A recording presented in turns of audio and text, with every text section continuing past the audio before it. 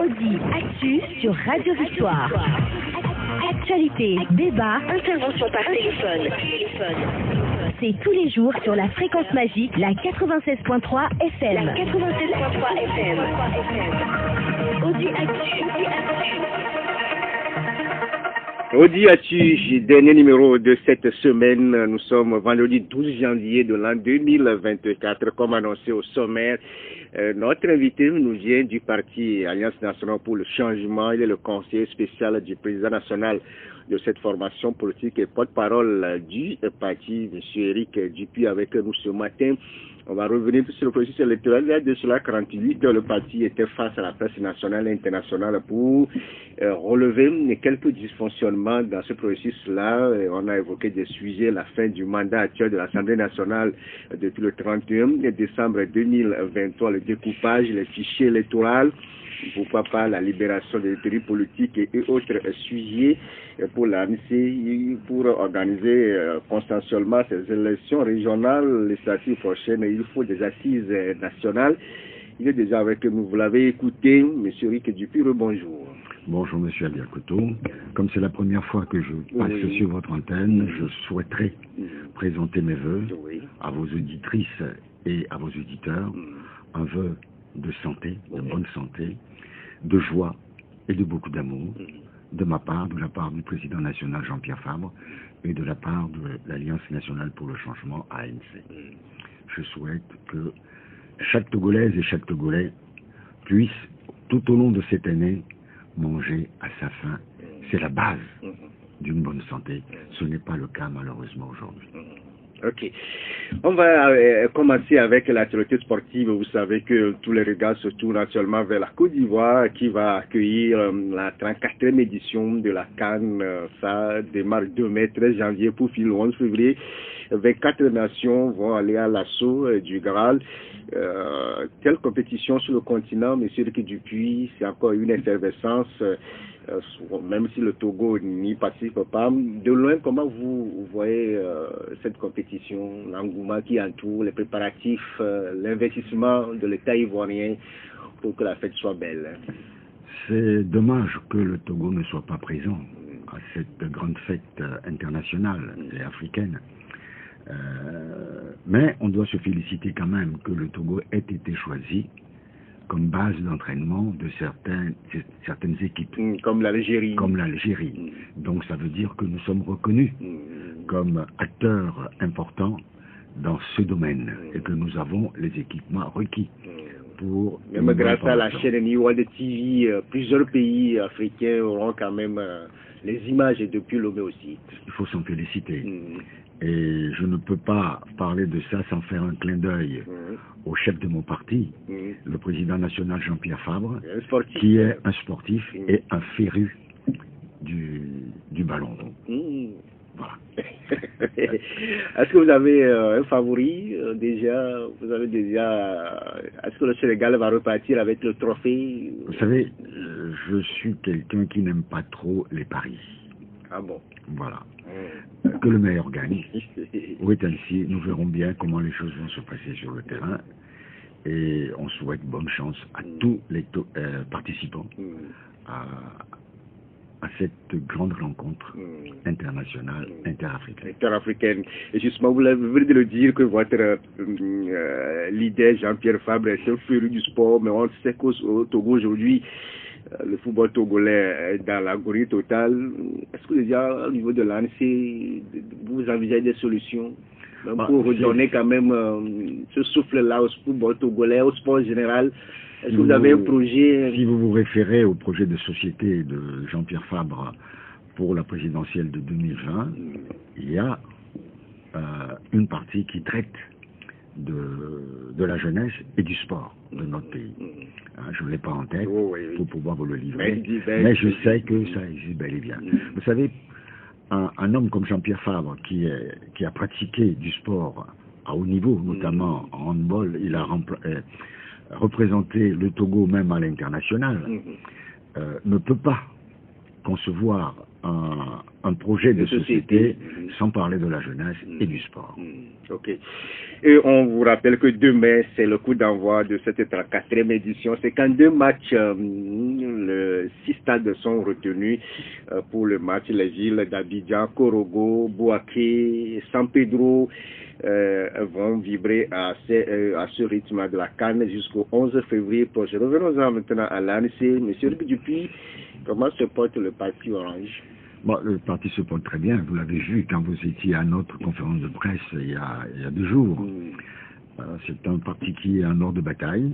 J'ai toujours dit que l'ANC est toujours au travail. C'est la vie d'un parti politique que d'être au travail tout le temps.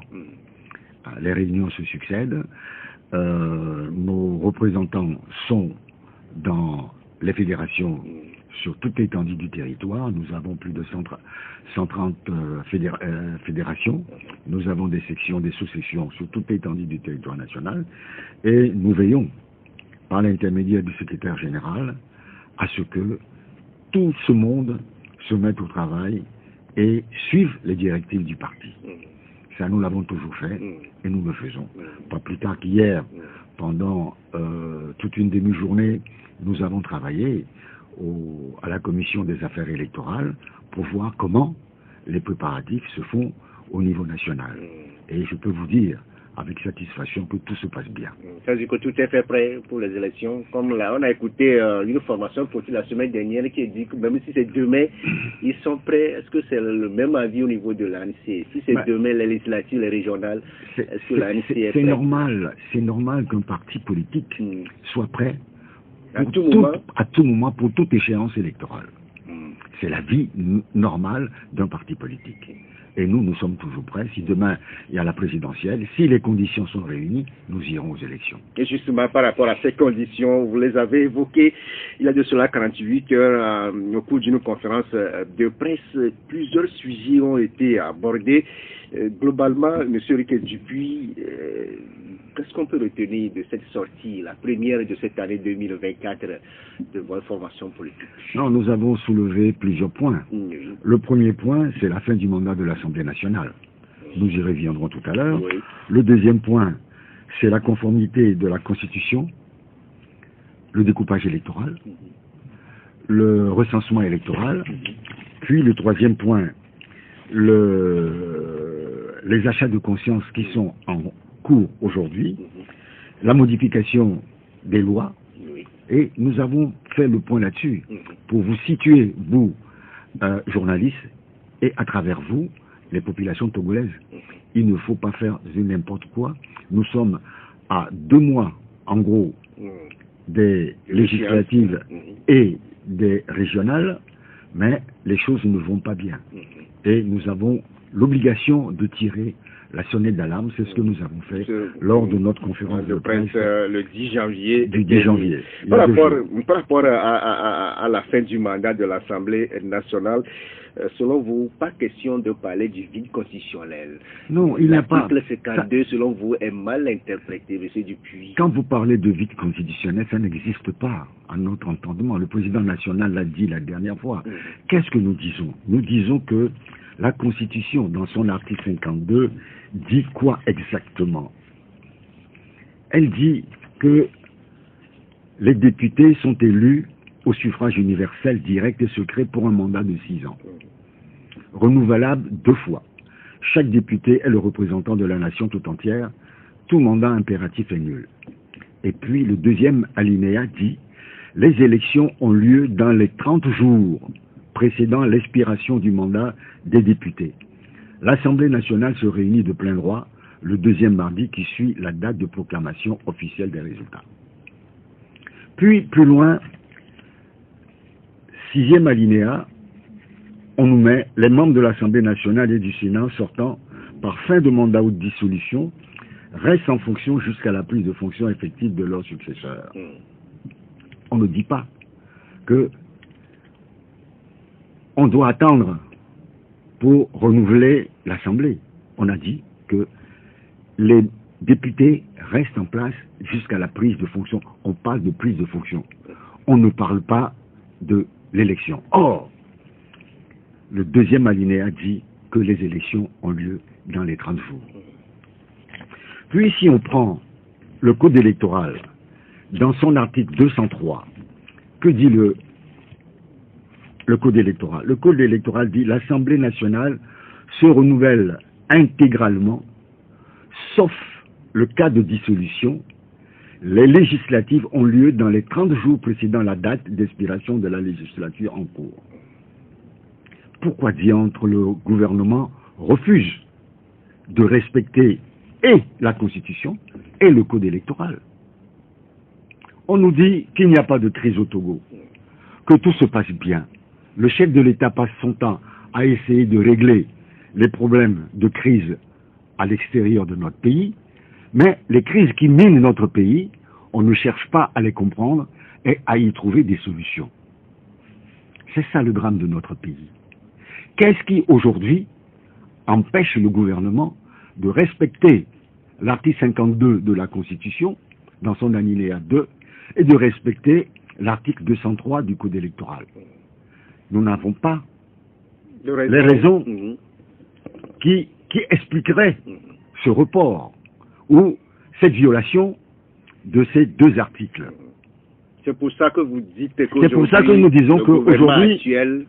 Non, et puis il faut continuer, il faut dire aussi que quand un Premier ministre est nommé à la tête d'un gouvernement, qu'est-ce qu'il fait?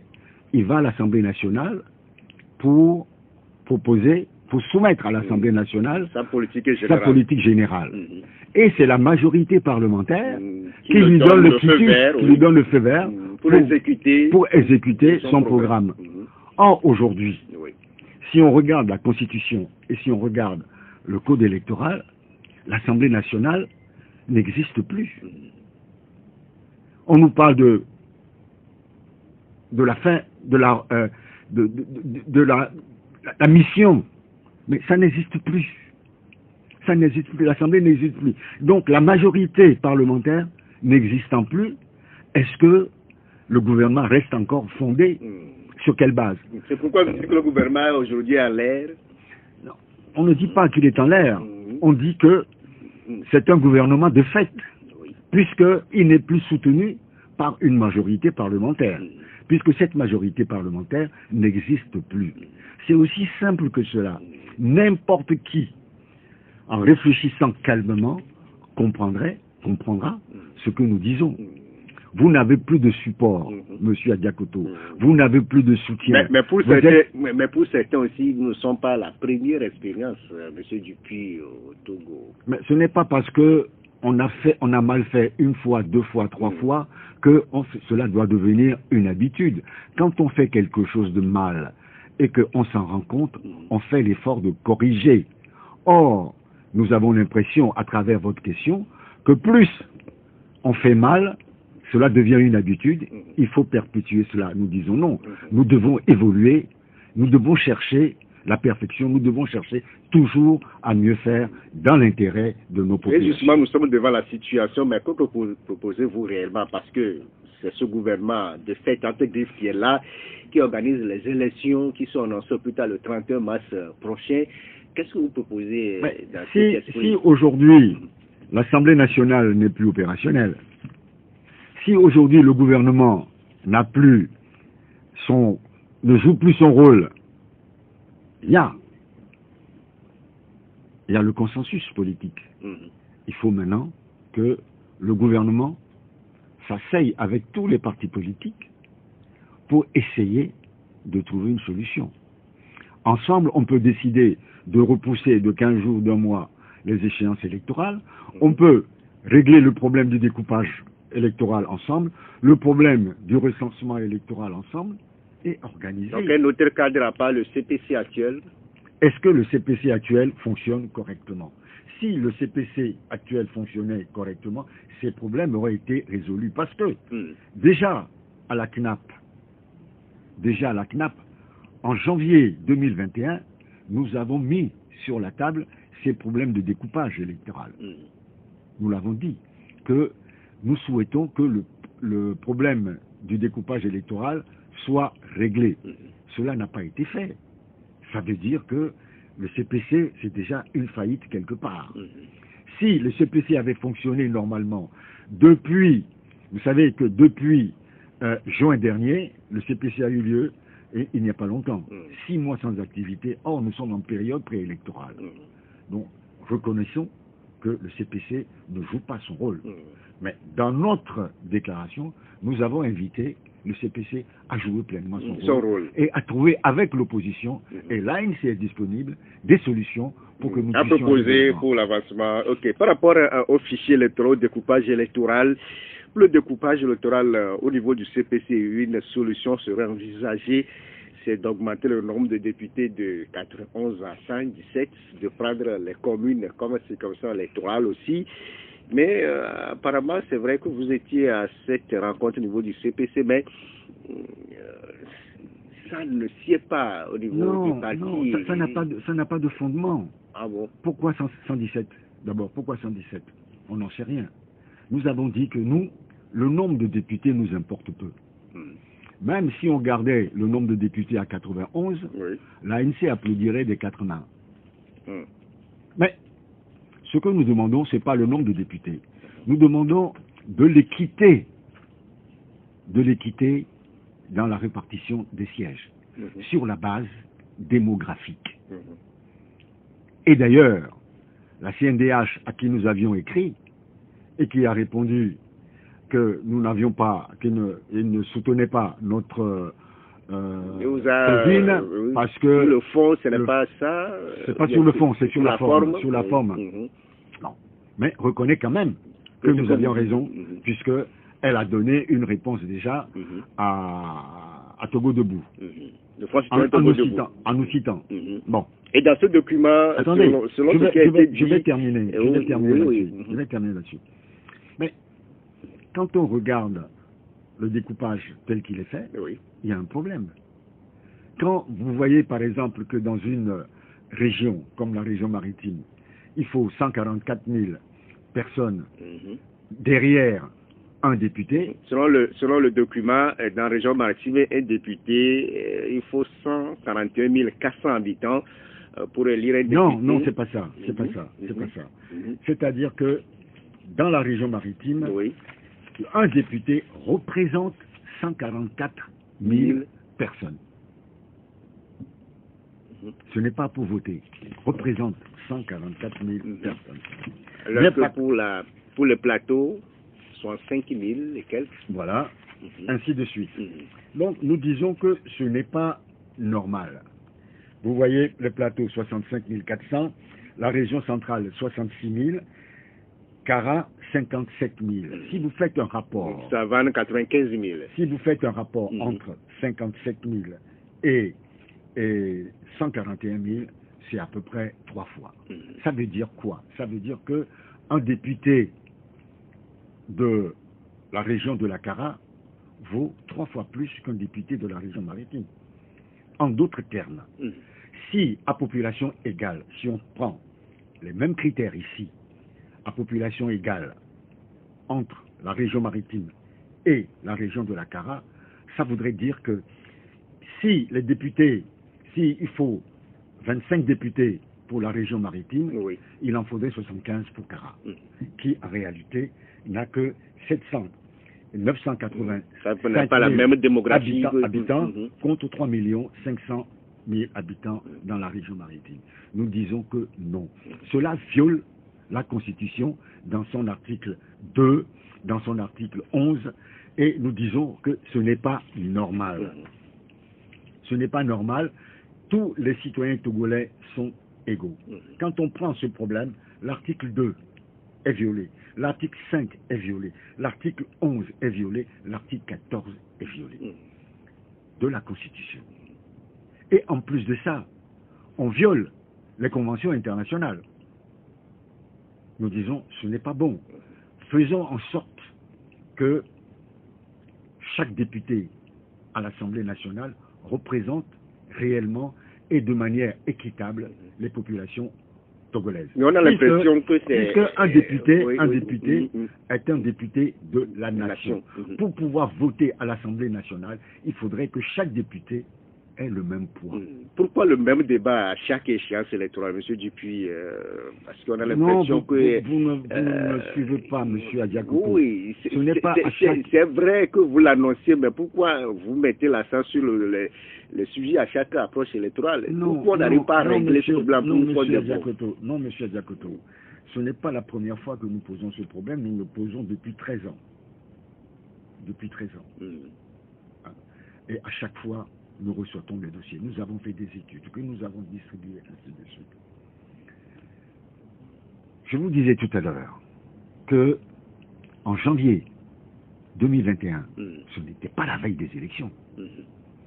Nous avons inscrit ça aux discussions de la CNAP, de la concertation nationale des acteurs politiques. Nous l'avons inscrit en défendant, en expliquant, avec un mémo là-dessus, un mémorandum là-dessus.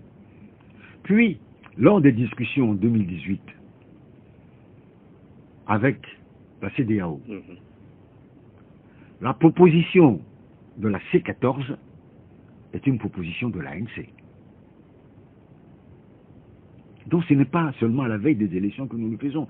Nous le faisons toujours parce que nous estimons... Dès que l'occasion vous le permet, nous estimons que pour avoir des élections libres, équitables et acceptables par tous, pour que le Togolais se dise enfin, moi j'ai voté pour cette personne est élue parce que j'ai voté pour elle, pour faire cela, il y a des choses qu'il faut faire. Il y a, pour que les élections soient transparentes, il faut un découpage électoral pour ce qui concerne les législatives équitable. Il faut que le fichier électoral soit propre, ne soit pas biaisé, comme c'est le cas aujourd'hui. Il faut que chaque parti politique soit présent dans les bureaux de vote. Il faut que le dépouillement soit fait conformément à la loi. Il faut que vous, journalistes, vous puissiez publier, donner les tendances en fonction des résultats que vous pouvez collecter devant les bureaux de vote, puisque les dépouillements se font portes et fenêtres ouvertes et qu'au terme du dépouillement, les résultats provisoires sont affichés sur la porte. Vous devez avoir le droit de pouvoir vous intéresser à cela, le publier et donner des estimations. Or, vous n'avez pas le droit aujourd'hui de le faire. Et ça aussi, c'est l'opacité qui entoure les échéances électorales et nous disons que ce n'est pas bon pour la démocratie de notre pays. Et vous travaillez, est-ce que ces préoccupations seront prises en compte avant ces élections qui sont annoncées dans 2 mois environ? Je disais sur une des radios périphériques il n'y a pas longtemps que le problème ne s'arrêtera pas pour l'ANC. Si le régime RPT UNIR veut faire du forcing et nous amener aux élections biaisées le 16 mars, comme cela a été annoncé, soyez assurés que nous serons présents à ces élections. Mais dès que nous serons à l'Assemblée nationale, nous remettrons tout cela sur le tapis. Parce que nous voulons que notre pays avance. Nous ne voulons pas nous contenter de, comme vous le disiez tout à l'heure, ce n'est pas la première fois que c'est fait, donc on va accepter. Non. Il faut qu'on avance, il faut que le pays avance sur des bases solides pour ancrer la démocratie, pour créer la démocratie dans notre pays. C'est ce qu'attendent les populations togolaises. Ok. Par rapport au fichier électoral, c'est vrai que le travail qui a été fait par l'OIF, vous l'avez dénoncé que ça s'est fait en catimini, mais lors de votre rencontre avec la presse, vous avez évoqué aussi le recensement électoral et la norme, selon vous, entre griffes décrétée par la CENI, n'est pas respectée dans les autres zones 2 et 3. En clair, qu'est-ce que vous reprochez? Pourquoi vous remettez encore sur le tapis le recensement général? Le recensement est mal fait. Le recensement est mal fait. C'est tout simplement parce que on avait dit à l'époque que dans la région maritime, il y avait plusieurs personnes, vous journalistes, vous avez fait le constat, qui attendaient à midi devant les bureaux de recensement quand on leur a annoncé que c'était fini. Et lors de discussions avec certains partis politiques de l'opposition extra-parlementaire, la CENI a déclaré qu'ils avaient arrêté le recensement tout simplement parce que les normes internationales étaient atteintes. Ces normes, ce qu'ils appellent les normes internationales, une norme internationale, c'est 50% à peu près. Mais quand on regarde la réalité des choses, on se dit, voilà, aujourd'hui, quand on voit les résultats qu'ils ont communiqués, on se rend compte que, bon, pour la région maritime, ça fait moins 22 400 personnes par rapport à leurs normes. Vous êtes d'accord? Mais quand on rapporte le nombre d'électeurs recensés, 1 745 000, à la population 3 534 000, on voit qu'en réalité, il n'y a que 49% des populations qui ont été recensées dans la région maritime. 49%. On n'a pas atteint les 50%. Mais, quand on va dans les plateaux, on se rend compte que là, ils ont 73 000 de plus, ce qui représente plus 9%, soit 54% du taux d'enrôlement par rapport à la population. Pour la région centrale, 54% également. Pour la région de la Kara, 55%. Et on descend à 52% dans la région des Savanes. Nous disons, mais pourquoi? Si vous estimez que la norme internationale doit être respectée, il aurait fallu veiller à ce que ça soit conforme, 50% dans toutes les zones. Dans toutes les zones. Or, on se trouve avec une augmentation de la population des personnes recensées globalement de 4% environ sur toute l'étendue du territoire national, sachant que dans la région maritime, on est en dessous des 1%. C'est-à-dire on est en dessous même des 50% prévus. Et on dit non. Donc c'est des signes déjà qui vous disent que le match est déséquilibré. On a voulu déséquilibrer la région maritime, tout simplement parce que la région maritime à elle seule compte 3 500 000 personnes. Or, on a peur que si on prend 3 500 000 personnes globalement, par rapport aux autres populations qui font à peu près 5 millions, il y aura plus d'électeurs dans le sud que dans la région maritime que dans les autres régions. Donc, on a compensé par les autres. Mais dans la région aussi, le parti au pouvoir aussi a ses électeurs dans la région maritime. Donc, bien sûr. Ce n'est pas un acquis pour l'opposition. Pourquoi dans la région de la Kara, excusez-moi, je n'ai rien après la région de la Kara, c'est un constat. Pourquoi, quand on compare le nombre d'inscrits par rapport à ce qu'ils appellent la norme, pourquoi on trouve moins 1% pour Lomé, moins 2% pour la région maritime, et on trouve plus 11% pour la région de Kara, 3% pour la région de la Savane, 7% pour la région centrale, et 9% pour la région des plateaux. Pour la région des plateaux, les explications, nous la connaissons. Je ne veux pas revenir. Donc vous portez tous ces remarques-là au niveau du gouvernement. Nous avons écrit au gouvernement, nous avons écrit au ministre de l'administration territoriale, nous avons saisi la CNDH, nous avons communiqué avec vous à plusieurs reprises sur ces problèmes parce que nous estimons que ce n'est pas bon. Et d'ailleurs, sur ce sujet, nous avons écrit, il n'y a pas longtemps encore, à la CNDH. Cette fois-ci, vous avez veillé sur la forme. Le 5 janvier, le 5 janvier, nous avons saisi la CNDH concernant ce problème-là parce qu'il s'agit de la violation des droits de l'homme. C'est pourquoi vous l'avez fait.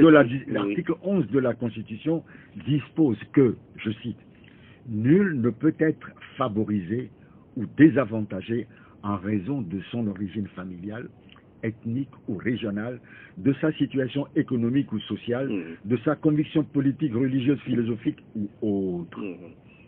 Pourquoi il y a autant de distorsions dans le fichier électoral? L'article 44 dit: l'inscription sur la liste électorale est un droit pour tous les citoyens togolais remplissant les conditions requises par la loi. Et on peut continuer. Article 45, nul ne peut refuser d'inscrire sur une liste électorale un citoyen togolais répondant aux conditions fixées par la présente loi.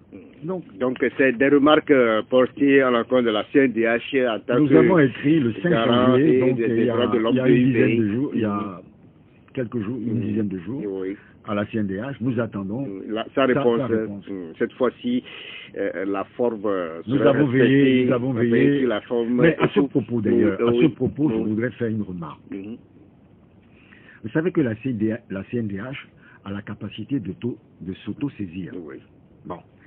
Si la CNDH a la capacité de s'auto-saisir, si elle trouvait que le fond de notre requête était valable, que la CNDH nous reproche nos écarts de langage, mais elle a l'obligation de s'auto-saisir sur le fond. D'autant plus que, peu de temps après, ce qui n'a pas été le cas au niveau de l'institution que dirige le juge Sonvi. Mais en tout cas, au-delà de ces irrégularités, l'ANIC se prépare quand même à affronter ces élections. Rapidement, que dit la réponse de la CNDH au Fonds citoyen Togo Debout? Je l'ai là. Résumé des faits. Le découpage en vigueur par rapport aux élections législatives avait été fait sur la base de critères géographiques. En 2022, l'ANC a réalisé une étude sur le recensement général et le découpage actuel en vigueur pour les législatives, les élections législatives. Cette étude fait apparaître des variations dans le coefficient de représentativité des populations. Il continue, il vous cite. Donc, je dis que tout ce que vous avez dit, quand même, est acceptable. Considérons que les faits ci-dessus exposés posent le problème juridique de l'égalité des citoyens devant le suffrage, en particulier en matière de découpage des circonscriptions électorales.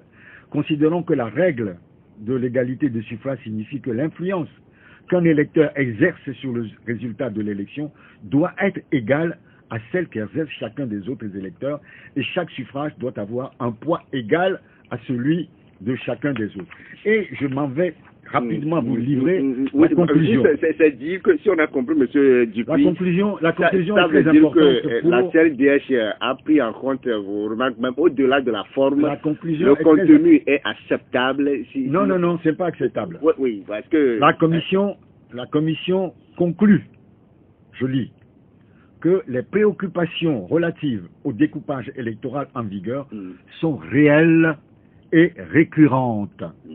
Elles nécessitent une solution urgente. Si la CNDH savait, à travers notre saisine, que nos préoccupations relatives au découpage électoral sont réelles et préoccupantes et récurrentes, et qu'elles nécessitent une solution urgente, même en nous répondant que la forme n'était pas bonne, elle aurait dû s'auto-saisir pour essayer de régler ce problème. C'est son rôle. Donc vous pensez que la CNDH a manqué du courage? Je ne dirais pas cela par respect pour l'institution, je ne dirais pas cela, mais j'invite la CNDH à œuvrer pour que les droits humains soient respectés. Au-delà de ces irrégularités relevées, M. Rick Dupuis, dans le processus électoral en cours, il y a certains de vos camarades de l'opposition qu'il faut aller en 2025, faire des élections en général, en même temps pour minimiser aussi les coûts et tout. C'est la proposition du Conseil pour le renouveau, le CAR récemment. En mercredi aussi, lui était devant la presse comme vous. Comment vous trouvez Avant de revenir à cela, vous avez posé une question tout à l'heure, mais dans la discussion, on l'a éludé un peu. Il s'agit des propositions de 117 députés à raison d'un député par commune. Cela n'a aucun sens. Vous l'avez déjà dit, le président l'a déjà dit. Parce que quand vous prenez par exemple la préfecture d'Assoli, qui a 60 000 personnes à peu près, il y a 3 communes. La commune des Lacs, qui a 200 et quelques mille habitants, a 4 communes. Donc ça veut dire que Assoli aura le même de députés que les Lacs. Aura plus même de députés que à Gognévé. Et que en ce moment-là, le Golfe, qui compte plus d'1 million d'habitants, aura 7 députés, puisqu'il y a 7 communes. Cela ne tient pas la route. D'autant plus qu'il y a d'autres élections qui vont venir. Les sénatoriales. Lors des sénatoriales, qui sont ceux qui vont voter? Ce ne sont pas les populations togolaises qui vont voter.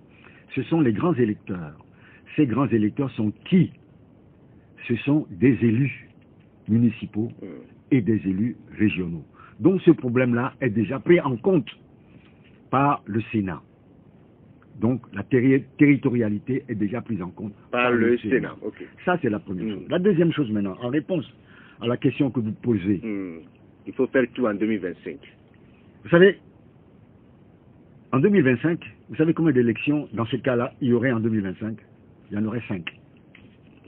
Les municipales, les régionales, les sénatoriales, les législatives et la présidentielle. Déjà, on a du mal à coupler 2 élections, vous voulez qu'on en couple 5. On aura le temps, en une année, pour informer les populations, les former, les éduquer, pour affronter de tels suffrages sans qu'il n'y ait de problème. Je m'interroge. Okay. Je ne connais pas l'agenda politique du CAR. Oui. Je ne veux même pas le savoir. Peut-être que le CAR de M. Daté a une stratégie que j'ignore. Mais je ne comprends pas. Je ne comprends pas que pour des stratégies politiques internes, on puisse sacrifier l'intérêt national. Okay. Je ne le veux pas commenter. Je ne veux pas commenter, mais je dis que peut-être que le cas a besoin de temps. Peut-être. A besoin du temps. Je ne sais pas pourquoi. Mais, de grâce, il y a d'autres partis politiques au Togo, vous avez dit tout à l'heure, qui sont prêts. Y compris l'ANC. À affronter les élections, à faire en sorte que les choses changent. Dès cette année, ils n'ont pas à attendre 2025 pour que cela change. Okay. Justement, par rapport à l'alternance à la tête de l'État, c'est vrai que, vous l'avez dit, vous travaillez sur le terrain depuis un certain moment, il y a des rencontres avec la fédération, mais il se murmure aussi que vous prévoyez des tournées nationales à l'intérieur du pays, ça devait commencer. Quel message allez-vous apporter aux populations et comment ça va se dérouler? Des tournées nationales, comme on le faisait avant, pour l'instant, on n'a pas de calendrier affiché. Pour préparer de tels déplacements du président et du bureau national, actuellement, nous organisons des tournées du secrétariat général à l'intérieur du pays. Nous avons déjà fait la région maritime, nous avons fait la région des plateaux. Maintenant, la région centrale en partie. Nous allons faire dans les prochains jours une tournée du secrétariat général dans la savane, puis dans une partie de la région de la Kara. Et quand tout sera bouclé, si on ne tombe pas tout de suite dans la période préélectorale, si la date retenue le 16 reste toujours figée, on aura peut-être une seule tournée avec le président pour aller dans les principales villes de notre pays pour parler aux populations et soutenir les listes locales, puisque nous croyons savoir que la circonscription électorale serait désormais la préfecture. C'est déjà dans la Constitution, mais vous savez qu'avant, on regroupait certaines préfectures, comme le cas de Golfe et Aguagnévé, de Bamono et Lac, ainsi de suite. À Niogou, Pelé, Ploto, tout ça. il paraît, les bruits se sursurent, que désormais, chaque préfecture sera autonome, sera une circonscription électorale. Si tel est le cas, on essaiera de voir avec le président si son agenda le lui permet pour aller rencontrer certaines régions pour voir comment les listes fonctionnent sur le terrain. Mais après les élections, il y aura des tournées nationales qui seront organisées comme on a l'habitude de le faire par le passé. Comme vous l'avez dit, que les fédérations sont déjà debout parce que vous avez à travailler. Mais lui aussi, il a consenti la plupart de sa vie à la vie politique au Togo. Monseigneur Bodjoro, depuis la conférence nationale souveraine jusqu'à 2020, il a aussi voulu voir cette alternance avant de mourir, mais il est parti à 94 ans sans voir cette alternance. Au niveau de l'ANC, quand vous avez accueilli cette triste nouvelle? Je crois que le président a été clair lors de la conférence de presse de 10 janvier. Il a présenté ses condoléances ainsi que celles de son parti au clergé, à la communauté catholique du Togo, ainsi qu'à la famille biologique du défunt. Et il a souhaité que Monseigneur Bodjoro repose en paix et que nos prières allaient l'accompagner. Je pense que c'est la position de l'ANC. Vous, personnellement, que retenez-vous de lui? Vous savez, dans la vie, vous pouvez avoir fait beaucoup de choses, beaucoup de bien. On retiendra cela de votre passage sur Terre. Vous pouvez aussi avoir commis des erreurs. Certains retiendront les biens que vous avez faits, certains se souviendront des erreurs que vous avez commises. L'être humain est ainsi. Vous ne pouvez jamais être parfait. Même un saint, dans sa vie, si vous lisez la vie des saints, certains ont commis des erreurs avant de devenir saint. Saint Simon, par exemple, un questeur qui est devenu saint. Donc, il y a beaucoup de choses dans la vie d'une personne. Ce que moi je dis, tout simplement, c'est qu'aujourd'hui, il est trop tôt pour des gesticulations politiciennes. Il faut laisser le temps à ces deux familles, religieuses et biologiques, de faire leur deuil, de voir en sorte comment organiser les obsèques de cet illustre personnage, au lieu de sortir, il faut ceci, il faut cela. Il méritait des hommages. Il faut ceci, il faut cela. Au rang national quand même. Mais ce n'est pas à un parti politique de le décider, c'est à l'État de le décider, en collaboration avec sa famille religieuse, parce qu'il ne faut pas oublier qu'il a été quand même un prince de l'Église catholique. Donc, ce n'est pas un parti politique de dire « Ah, il faut ramener le corps, ah, il faut faire ceci, ah, il faut... » Ça n'a pas de sens. Ce n'est pas le rôle d'un parti politique. Il a été président du HCR. Il a été archevêque du Togo, de Lomé. Donc, ce n'est pas à nous de décider de l'organisation des funérailles. Ça appartient d'abord à sa famille biologique et à l'État de décider. À sa famille religieuse.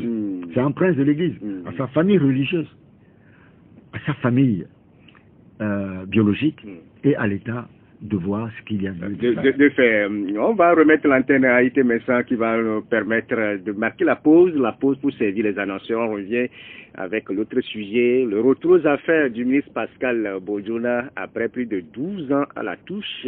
Quel sera le bénéfice de ce retour pour la vie politique du pays et des négociations? On va l'évoquer avec le porte-parole de l'ANC, M. Théophile Éric Dupuis. Audi Actu, c'est du lundi au vendredi sur XRFM. En studio avec l'invité du jour, Monsieur Éric Dupuis, il est le conseiller spécial du président national de l'ANC et porte-parole du parti. Nous étions en train d'évoquer les conditions de transparence et de crédibilité des élections législatives et régionales qui sont annoncées au plus tard le 31 mars de cette année. Autre sujet au menu de ce débat, c'est le retour aux affaires du ministre Pascal Bojona, ancien ministre de l'administration territoriale, porte-parole du gouvernement. Vous savez qu'il a eu des soucis judiciaires en 2012 dans cette affaire d'escroquerie internationale. Il a été jugé de complicité d'escroquerie, placé sous mandat de dépôt. 12 ans après, il fait son grand retour aux affaires, nommé depuis 29 décembre comme conseiller spécial du président de la République chargé des affaires politiques. Monsieur Dupuis, vous l'avez aussi appelé au niveau de l'ANC, Monsieur Pascal Bojona, vous le connaissez très bien, vous connaissez le rôle qu'il a joué dans la vie sociopolitique du pays. Son retour aux affaires. Très bien, c'est un peu trop dire.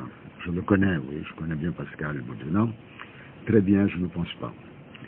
Bon, écoutez, on peut se féliciter pour lui, pour ce que vous appelez son retour aux affaires. Mais en réalité, est-ce qu'il avait quitté effectivement totalement les affaires? Ah bon. C'est une question que nous devons nous poser.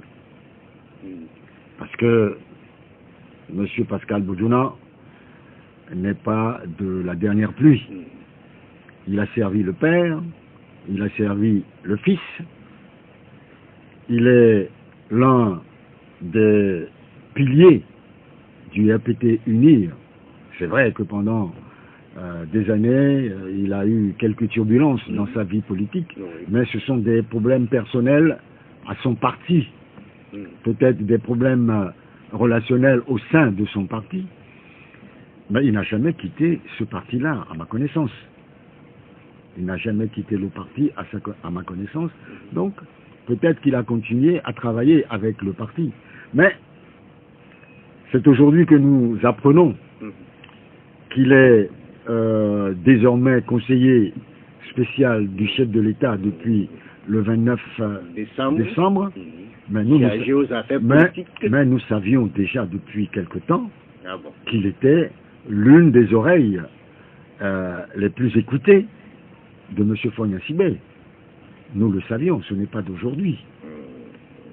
D'ailleurs, si vous êtes un bon observateur de la vie politique de notre pays, vous avez dû constater déjà depuis quelque temps son apparition dans certaines manifestations officielles. On l'a vu aux Evala, même la prestation de serment en 2020 du chef de l'État. Voilà. Il faisait partie des centaines de personnalités invitées.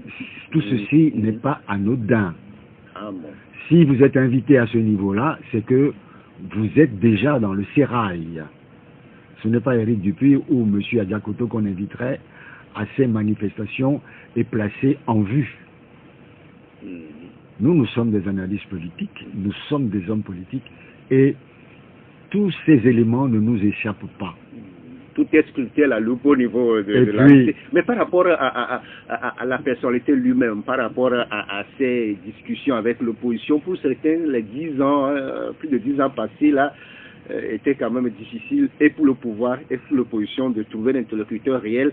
Est-ce que son retour aujourd'hui peut quand même relancer les discussions entre l'opposition et le pouvoir? Quand vous parlez de ces discussions avec l'opposition, je m'interroge. Il a intégré beaucoup d'amis même dans l'opposition. Il a des amis dans l'opposition. Moi, je ne dirais pas que j'ai beaucoup d'amis dans le parti RPT UNIR, mais je rencontre certaines personnes dans le parti UNIR, RPT UNIR.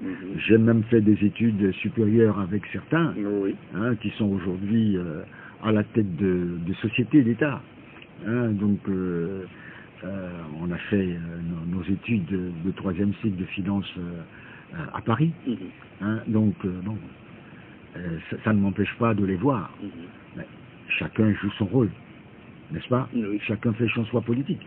Ce n'est pas parce que vous êtes RPT UNIR qu'on est devenu nécessairement des ennemis. Voilà.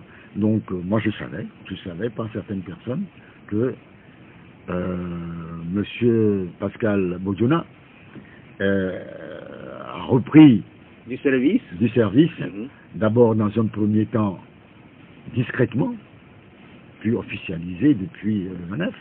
Donc pour moi, ce n'est pas une surprise. Ce n'est pas une surprise. Parce que son poste est conseiller social du chef de l'État chargé aux affaires politiques. Ça veut dire que vous l'aurez devant vous peut-être dans des discussions. En ce moment crucial qu'on est avec ces débats sur les élections. Quand Pascal Bodiona était ministre de l'administration territoriale, j'ai eu l'honneur et le plaisir d'avoir discuté plusieurs fois avec lui dans le cadre de mes responsabilités au sein de l'UFC et puis de l'ANC. Et Pascal Bodiona a été celui qui a tout fait pour empêcher l'ANC de naître en 2010. Oui, toutes nos manifestations, même le congrès que nous avons voulu faire pour mettre sur pied l'ANC a été interdit. Il a tout fait pour cela. Mais bon, l'ANC existe aujourd'hui. Si Pascal Bodiona veut discuter avec l'ANC, il nous connaît, il connaît notre franc-parler, nous nous dirons ce que nous pensons, et puis c'est tout. Mais je ne sais pas, je ne vois pas ce qu'il pourra encore nous apporter si le régime RPT unir, si le chef de l'État, Faure Gnassingbé, ne mettait pas un peu d'eau dans leur vin, s'ils ne revenaient pas à la raison avec un peu de respect pour cette population togolaise. 92-02. Cela m'interroge beaucoup parce qu'il y a beaucoup d'efforts à faire pour pouvoir arriver à des discussions sélectionnées. Et d'ailleurs, dans notre déclaration, nous l'avons souligné, et nous avons dit que l'ANC est prête à rentrer en discussion avec le régime pour trouver des solutions aux problèmes actuels que traverse le pays. 92 02 80 63 99 70 70 90 pour être en direct avec nous. Notre invité du jour, c'est M. Eric Dupuis, conseiller spécial de Jean-Pierre Fabre et porte-parole du parti. M. Pelé, bonjour. Oui, bonjour. Bonjour. Oui, excellence, bonjour. Bonjour M. Pelé. Bonne heureuse année. Meilleurs vœux à vous aussi. 2024, c'est l'année de la finance. Que l'ANC est prête? Je dirais que... On va prendre les préoccupations d'abord. Ce n'est pas l'alternance, c'est le changement que nous attendons. Le changement et l'alternance, les deux vont de pair.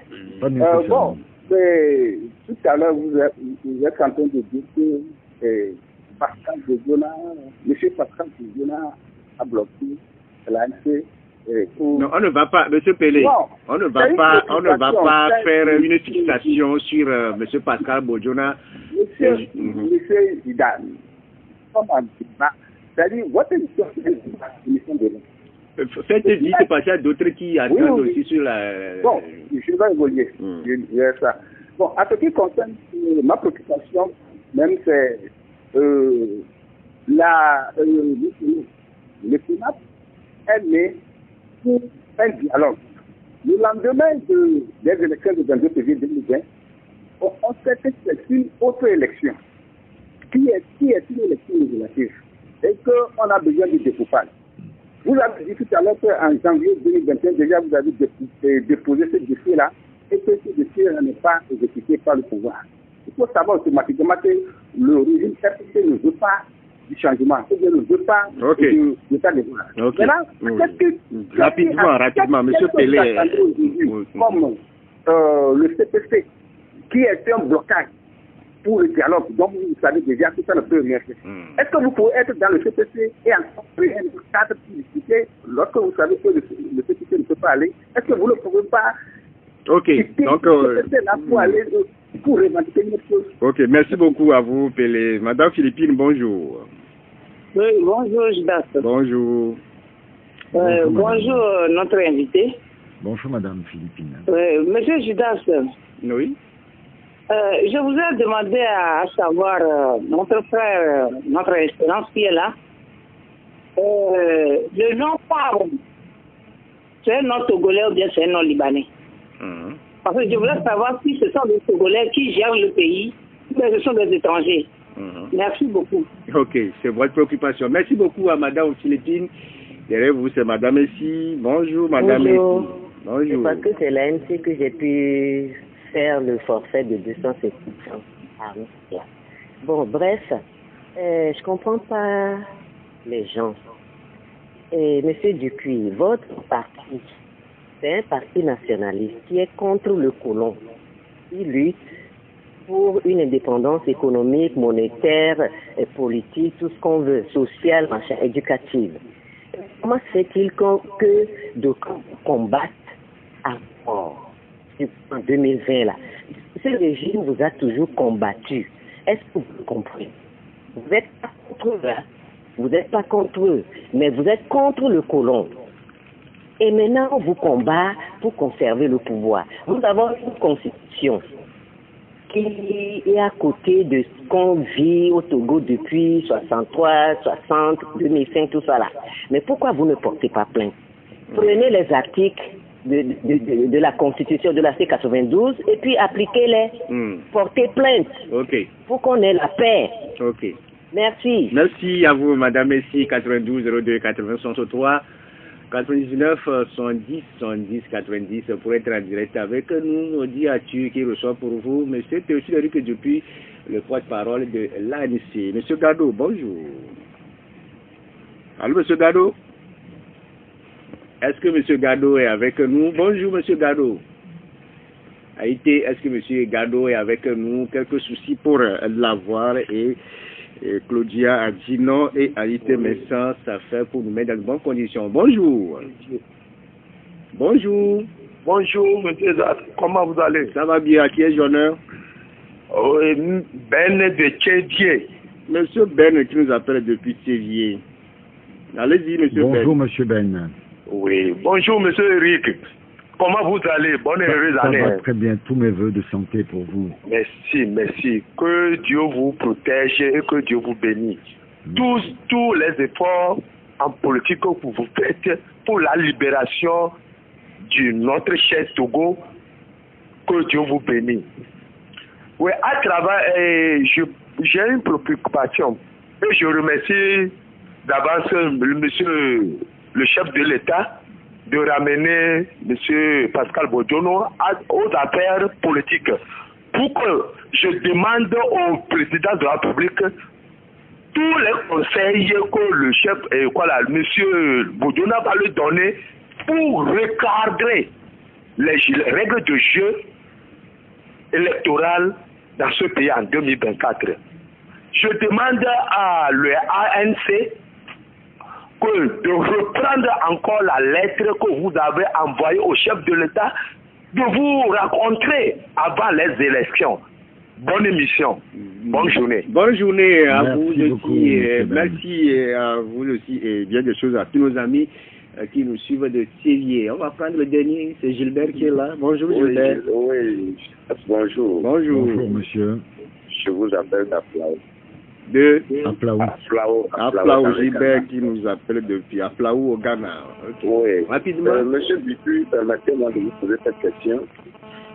Monseigneur Kodro de son vivant, il y a eu des accointances politiques entre eux. Aujourd'hui, il n'est plus. Il advenait que le gouvernement lui organisait des obsèques nationales. Est-ce que serez-vous de la place? Ok. Merci beaucoup à vous, Gilbert, et bien de choses à tous nos amis d'Aflao au Ghana aussi qui nous suivent sur la 96.3 aussi sur le www.victoirefm.com et pourquoi pas sur le numéro 576, c'est sur le bouquet Canal Plus. On va rapidement avec Gilbert. Il y avait eu des petits problèmes au lendemain de la présidentielle 2020 avec l'archevêque émérite de Lomé. Aujourd'hui, si on décide de nationaliser ces obsèques avec une invitation durement envoyée à l'ANC, est-ce que vous serez présent à ces funérailles? D'abord, M. Gilbert a dit que nous avions des acquaintances politiques avec M. Kodro. Je crois que c'est l'inverse qu'il faut comprendre. En réponse à sa question, je dirais que l'ANC n'aime pas tirer sur les comètes. attendons de voir le moment venu si l'ANC est effectivement... D'abord, s'il y a des obsèques nationales, et si on vous invitait, si on nous invitait, quelle serait la réponse de l'ANC? L'ANC ne fonctionne pas comme ça. L'ANC a plusieurs instances politiques. D'abord, il y a le président national, il y a son conseil restreint, il y a le comité politique, il y a le bureau national. Toutes ces instances réfléchissent avant que le parti ne prenne une décision importante. Ok. Pour M. Ben depuis Thiévier, lui, il se réjouit du retour de Pascal Bourdieu aux affaires politiques surtout. Il demande à ce que le chef de l'État écoute ses conseils, surtout à ce moment-là, et définir les règles du jeu électoral. Et surtout, il vous demande de réintroduire votre lettre de demande d'audience pour rencontrer le chef de l'État avant les élections à venir. Bon, j'en prends note, il n'y a pas de problème. Nous n'avons jamais refusé de rencontrer le chef de l'État, nous l'avons dit à plusieurs reprises. Oui. S'il adonnait que, suivant les conseils, pour poursuivre M. Ben, suivant les conseils de M. Pascal Bourdieu, on est invité à rencontrer le chef d'État, soyez assurés que nous irons, sans aucun problème. Okay. Et d'ailleurs, tout à l'heure, la personne qui a appelé n'avait pas très bien compris ce que j'ai dit. C'est vrai que Pascal Bourdieu avait essayé d'empêcher la naissance de l'ANC, mais individuellement, nous avons de bonnes relations avec Pascal Bourdieu. Moi, j'ai de bonnes relations avec lui.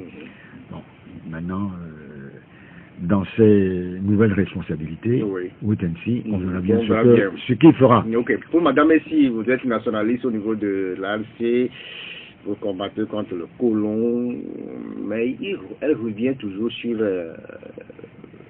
les plaintes. Il faut dire que la Constitution vous donne le droit, si les articles sont violés, porter plainte. Je voudrais rassurer Madame Essi que l'ANC travaille beaucoup. Il y a beaucoup de choses que l'ANC fait, il y a beaucoup de choses que l'ANC peut faire, il y a beaucoup de choses que l'ANC va faire.